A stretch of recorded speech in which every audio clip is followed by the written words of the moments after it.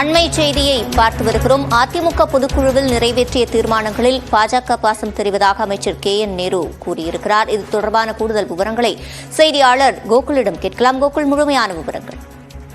அதிமுக பொதுச் செயலாளர் பழனிசாமிக்கு எதிராக தற்பொழுது அமைச்சர் KN நேரு ஒரு அறிக்கையை வெளியிட்டிருக்கிறார். குறிப்பாக தெனாலியின் பயப்பட்டியலை விட பழனிசாமியின் பட்டியல் பெரியது, பாஜகவுக்கு அச்சப்படும் கோலை பழனிசாமி என்ற ஒரு கடுமையான விமர்சனத்தை அமைச்சர் KN நேரு வைத்திருக்கார்.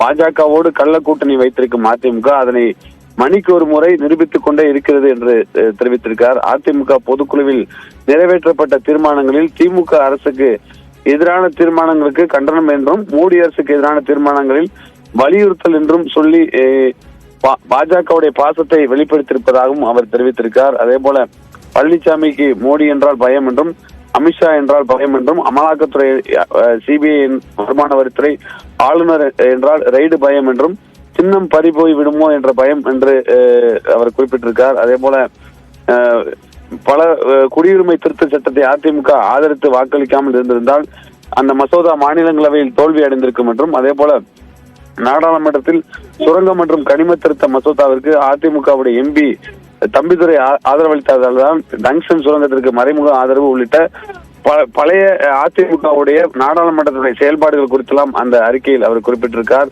நான் ஒரு விவசாயி என்று சொல்லிக்கொண்டு மோடி அரசு கொண்டு வந்த 3 வேளாண் சட்டங்களை பலமாக ஆதரித்தது மட்டுமின்றி அவற்றை எதிர்த்தவர்களையும் கடுமையாக விமர்சித்த விஷவாயு நீங்கள் என்ற ஒரு கடுமையான விமர்சனத்தையும் தற்பொழுது வைத்திருக்கார்.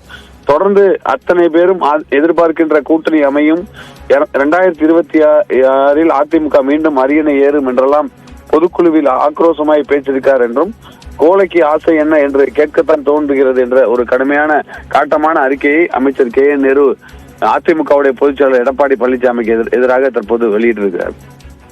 விவரங்களை வழங்கியமைக்கு நன்றி கோகுல்.